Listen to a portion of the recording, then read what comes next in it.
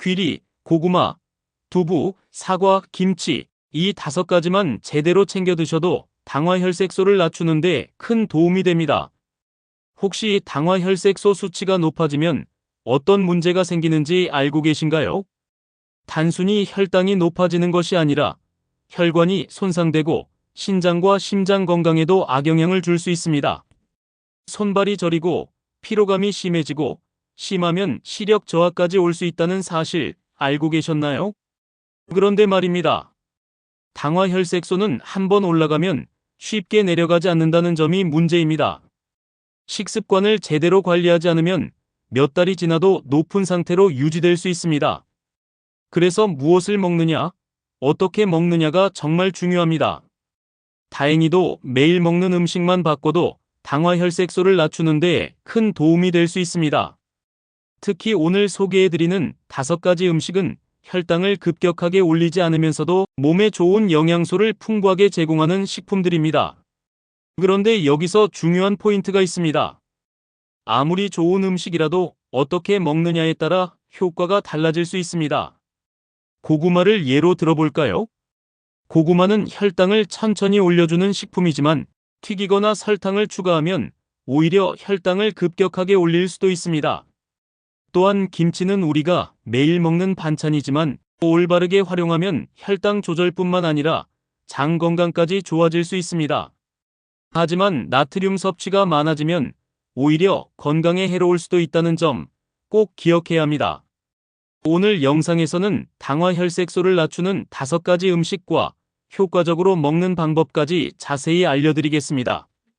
특히 3번째 음식은 많은 분들이 잘못 드시는 경우가 많아 꼭 올바른 섭취법을 확인하셔야 합니다. 건강은 미리 관리하는 것이 가장 중요합니다. 아직 구독하지 않으셨다면 지금 구독과 좋아요, 알림 설정까지 눌러주시고 끝까지 함께 해주세요. 그럼 바로 시작하겠습니다. 그렇다면 당화혈색소가 높아지는 원인은 무엇일까요? 단순히 단 음식이나 탄수화물을 많이 먹어서 그런 걸까요? 많은 분들이 당화혈색소를 단순한 혈당 수치라고 생각하지만 사실은 그렇지 않습니다. 이 수치는 우리 몸이 지난 2달에서 3달 동안 얼마나 많은 당을 흡수하고 사용했는지를 보여주는 중요한 지표입니다. 즉, 한번 올라가면 쉽게 낮아지지 않고 생활 습관에 따라 수치가 달라질 수 있습니다. 그래서 오늘 소개해드릴 5가지 음식이 중요한 이유가 바로 여기에 있습니다. 그런데 말입니다. 혹시 이런 증상을 겪고 계신 분들이 있을까요?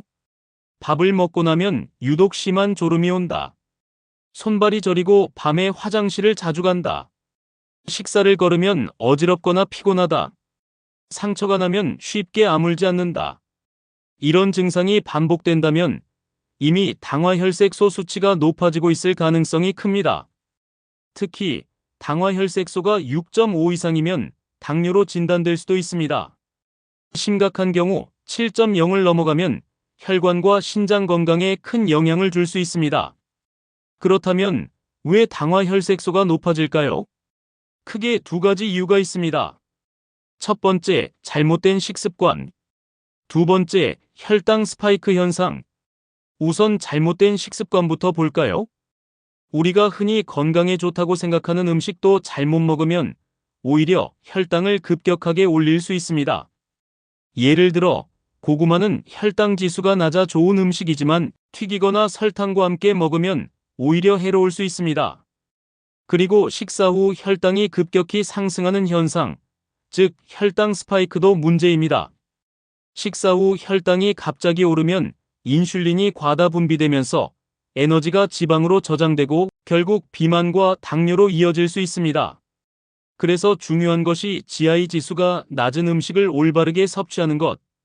어떻게 먹느냐에 따라 혈당 관리가 완전히 달라질 수 있습니다. 그렇다면 당화혈색소를 낮추기 위해 꼭 먹어야 할 5가지 음식은 무엇일까요? 이제부터 하나씩 자세히 알아보겠습니다. 당화혈색소를 낮추는 데 도움을 주는 첫 번째 음식은 귀리인데요. 혹시 귀리가 왜 혈당 관리에 좋은지 아시나요? 귀리는 혈당을 천천히 올려주는 대표적인 저GI 식품입니다.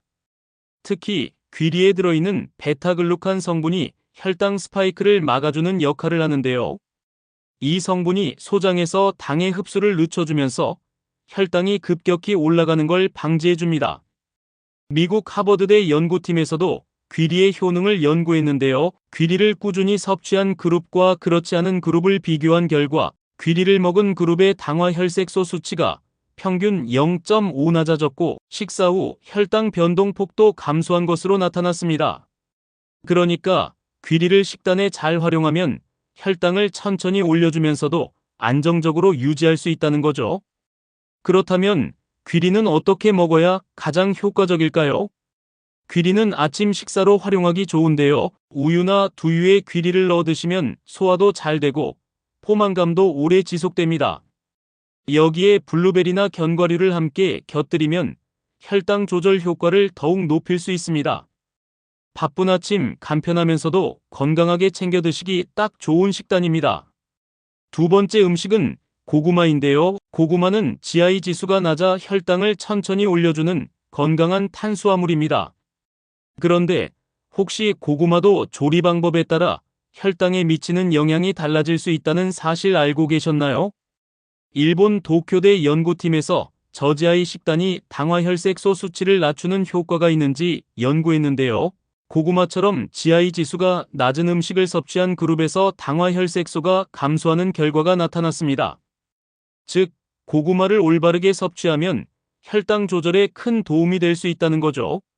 하지만 튀기거나 설탕을 추가해서 먹으면 오히려 혈당을 급격히 올릴 수 있습니다.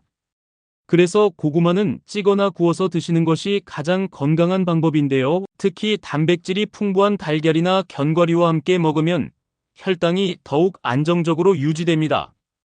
고구마가 몸에 좋다고 해도 조리법이 잘못되면 오히려 독이 될 수 있으니까 꼭 올바른 방법으로 드셔야 합니다. 세 번째 음식은 두부인데요. 두부는 단백질이 풍부하면서도 탄수화물이 적어서 혈당을 안정적으로 유지하는 데 도움을 주는 대표적인 식품입니다.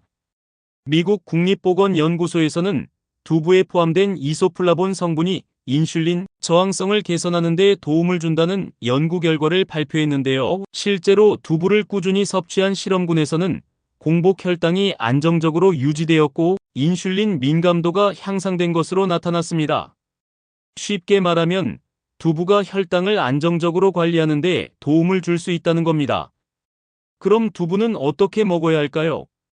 밥과 함께 먹는 것도 좋지만 반찬이나 샐러드로 활용하는 것이 혈당 관리에는 더 효과적입니다.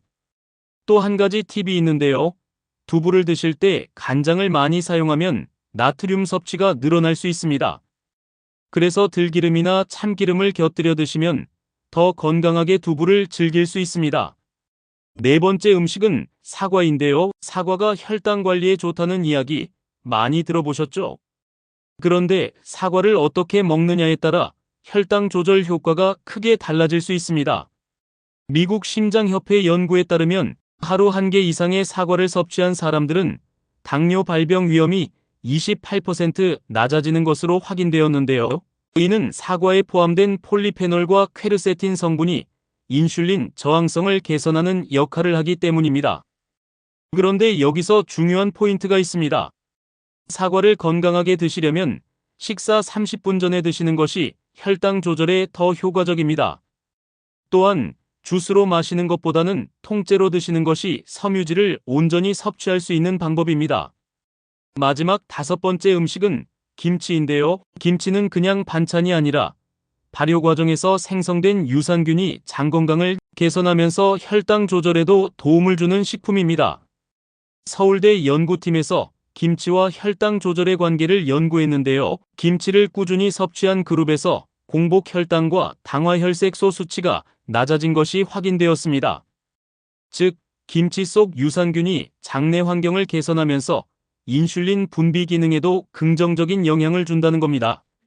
하지만 김치는 나트륨 함량이 높기 때문에 너무 짜게 먹으면 오히려 건강에 해로울 수 있습니다. 그래서 너무 짜지 않은 백김치를 선택하면 나트륨 섭취를 줄이면서도 건강한 발효균을 섭취할 수 있습니다. 이렇게 당화혈색소를 낮추는 5가지 음식을 알아봤는데요. 하지만 좋은 음식만 챙겨 먹는다고 혈당이 완벽하게 조절되는 건 아닙니다.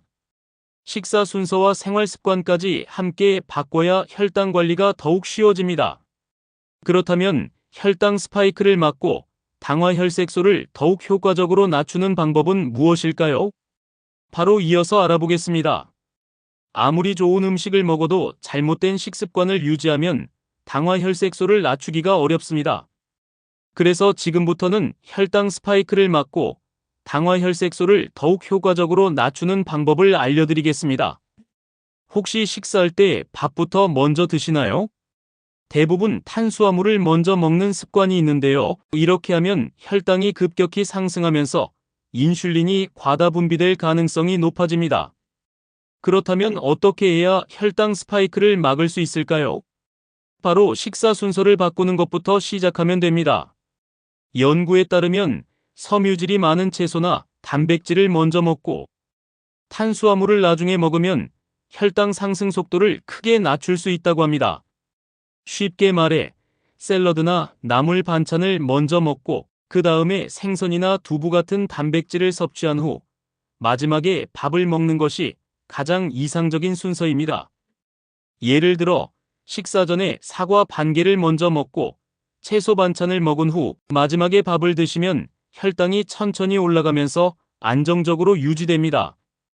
김치도 마찬가지입니다. 밥과 함께 먹을 때 한꺼번에 많은 양을 먹기보다는 반찬처럼 곁들여 조금씩 드시는 것이 혈당 조절에 더 효과적입니다. 그리고 또 하나 중요한 것이 식사 시간인데요. 혹시 식사를 빨리 드시는 편인가요? 음식을 빨리 먹으면 혈당이 급격히 상승하기 쉬운데요. 최소 15분에서 20분 이상 천천히 씹어 먹으면 혈당 조절에 훨씬 도움이 됩니다. 특히 저녁 식사는 너무 늦게 하지 않는 것이 중요합니다. 밤늦게 식사를 하면 인슐린 분비가 원활하지 않아 혈당 조절이 더욱 어려워질 수 있습니다. 그리고 식사 후 바로 자리에 앉아 계시는 분들 많으시죠? 식사 후 가만히 있으면 혈당이 더 오를 가능성이 높습니다. 식사 후 10분에서 15분 정도 가볍게 산책하면 혈당이 근육으로 이동하면서 에너지로 사용되기 때문에 혈당 조절에 훨씬 도움이 됩니다. 하버드대 연구팀에서도 식사 후 가벼운 걷기만으로도 혈당 수치를 낮출 수 있다는 연구 결과를 발표했는데요. 무리한 운동이 아니라도 식사 후 가벼운 산책만으로도 혈당 관리에 충분한 효과를 볼 수 있습니다. 이처럼 식사 순서, 식사 속도, 그리고 가벼운 활동만 신경 써도 혈당 스파이크를 막고 당화혈색소를 효과적으로 낮출 수 있습니다. 그렇다면 지금까지의 내용을 한번 정리해 볼까요? 지금까지 당화혈색소를 낮추는 5가지 음식과 혈당을 효과적으로 조절하는 식사 습관까지 알아봤는데요. 한번 정리해 보겠습니다. 먼저 당화혈색소를 낮추는 음식 5가지입니다. 귀리는 베타글루칸 성분 덕분에 혈당이 천천히 올라가도록 도와주고, 고구마는 GI 지수가 낮아 식이섬유가 풍부하면서도 포만감을 오래 유지시켜줍니다. 두부는 단백질이 풍부하고 탄수화물이 적어 혈당을 안정적으로 유지하는 데 도움을 주고요. 사과는 폴리페놀과 퀘르세틴 성분이 인슐린 저항성을 개선하는 효과가 있습니다. 마지막으로 김치는 발효 과정에서 생성된 유산균이 장 건강을 개선하면서 혈당 조절에도 긍정적인 영향을 줍니다. 그렇다면 이 음식들을 어떻게 먹어야 혈당 조절 효과를 극대화할 수 있을까요? 좋은 음식만 챙겨 먹는다고 혈당이 저절로 조절되는 건 아닙니다. 식사 순서를 바꿔보는 것만으로도 혈당 스파이크를 막고 혈당이 천천히 올라가도록 조절할 수 있습니다. 첫 번째, 식사할 때 채소와 단백질을 먼저 먹고 탄수화물을 마지막에 먹는다. 이렇게 하면 혈당 상승 속도를 줄일 수 있습니다. 두 번째, 식사는 최소 15분에서 20분 이상 천천히 먹는다. 음식을 빨리 먹으면 혈당이 급격히 올라가지만 천천히 먹으면 인슐린 분비가 원활해지면서 혈당이 안정적으로 유지됩니다. 세 번째, 식사 후 10분에서 15분 정도 가볍게 걷는다. 이것만으로도 혈당이 에너지로 소비되면서 혈당 조절이 훨씬 쉬워집니다. 이렇게 간단한 습관만 실천해도 당화혈색소를 낮추는데 큰 도움이 됩니다. 이런 작은 습관들이 모이면 당화혈색소를 낮추는데 큰 도움이 될 겁니다. 하지만 무엇보다 중요한 건 꾸준히 실천하는 것이겠죠. 아무리 좋은 정보도 직접 실천하지 않으면 아무런 변화가 없습니다. 그러니 오늘부터 하나라도 꼭 실천해 보시고 몸이 변화하는 걸 직접 경험해 보세요. 이 영상이 도움이 되셨다면 건강을 위해 구독과 좋아요, 알림 설정까지 눌러주시고요. 가족과 친구들에게도 공유해서 함께 건강을 지킬 수 있도록 도와주세요. 건강은 미리 챙기는 것이 가장 중요합니다. 지금까지 건강백서였습니다. 오늘도 건강한 하루 보내시고 다음 영상에서 뵙겠습니다.